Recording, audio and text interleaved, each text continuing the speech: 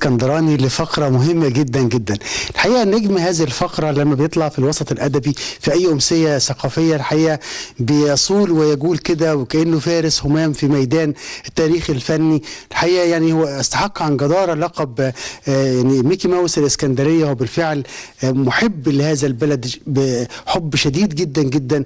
الأستاذ عصام محمود ضيفي الكريم يعني أصبح يعني واجب على الفن الإسكندراني إن هو يستضيف حضرتك، لأن ده أبسط حقوقك وحق المشاهدين إن هم يستمتعوا بتاريخك الفني. برحب بحضرتك جدا. اهلا بيك يا استاذ عبد الله، واهلا بمشاهدينا الكرام في كل مكان. وانا تحت امر الفن الاسكندراني، لان هو فعلا الفن الاسكندراني. اسكندريه هي بلد الفن الاصيل، بلد بيرم وسيد درويش. انا بستفز يا جماعه الاستاذ عصام، انا بقول له بس كده كلمه على طول بروح على طول بيبين سكندريته والتعصب المشروع بقى للبلد اللي تستاهل دي. طبعا اسكندريه لها علينا كتير جدا، واسكندريه صاحبه فضل. كفايه ان اسكندريه هي ملهمه كل مبدع وملهمة كل فنان. اسكندرية اللي هواها يروي العطشان، ام الفنار، ام المينا، ام الجدعان. الله الله. يعني اسكندرية ليها علينا كتير جدا.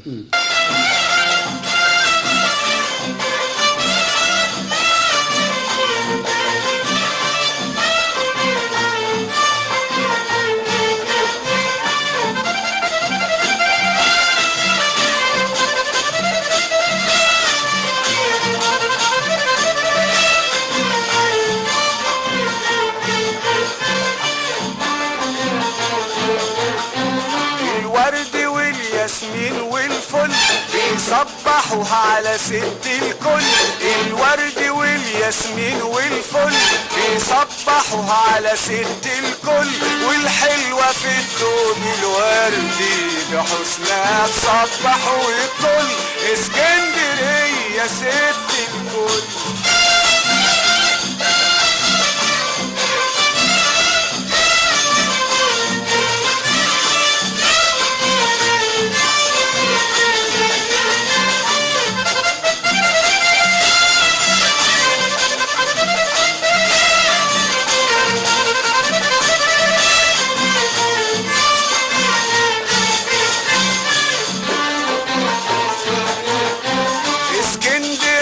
الصبحية عروسة يوم الصباحية. اسكندرية الصبحية عروسة يوم الصباحية.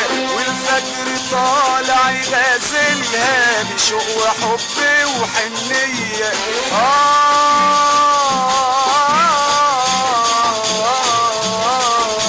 والنسمة على البحر تغني والقلب فرحان متهني. والنسمة على البحر تغني والقلب فرحان متهني. والورد والياسمين والفل بيصبحوا على ست الكل. اسكندرية ست الكل.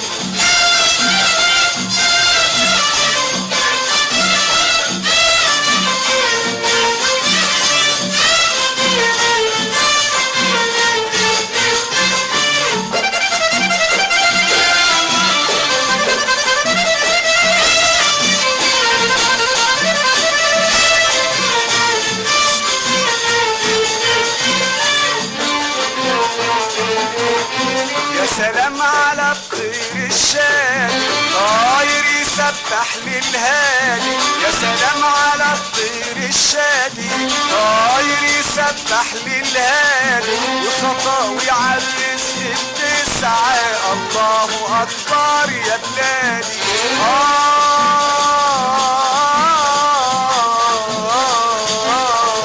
الليل يجمع في شباكه والفجر يفتح شباكه. الليل يجمع في شباكه والفجر يفتح شباكه. والورد والياسمين والفل بيصبحوا على ست الكل. اسكندرية ست الكل. التاريخ الفني او التصدي ان الواحد يبقى مؤرخ فني مساله مش سهله.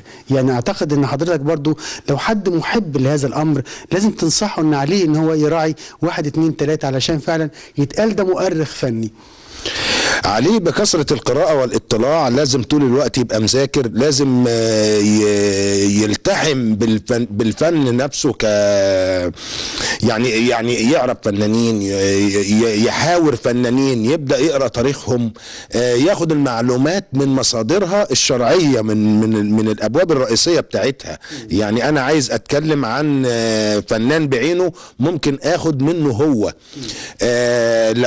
لو أنا حابب إن أنا أألف بقى من دماغي، لا، ده يبقى بعيد تماما عن حتة التاريخ الفني، ده يدخل تحت بند الروائي. لكن المؤرخ الفني يجيب المعلومة من مصدرها الأساسي، ويبقى بيقول كلام موثق، كلام يعني معتمد، لأن ده تاريخ، والتاريخ لا يحرف. أمانة.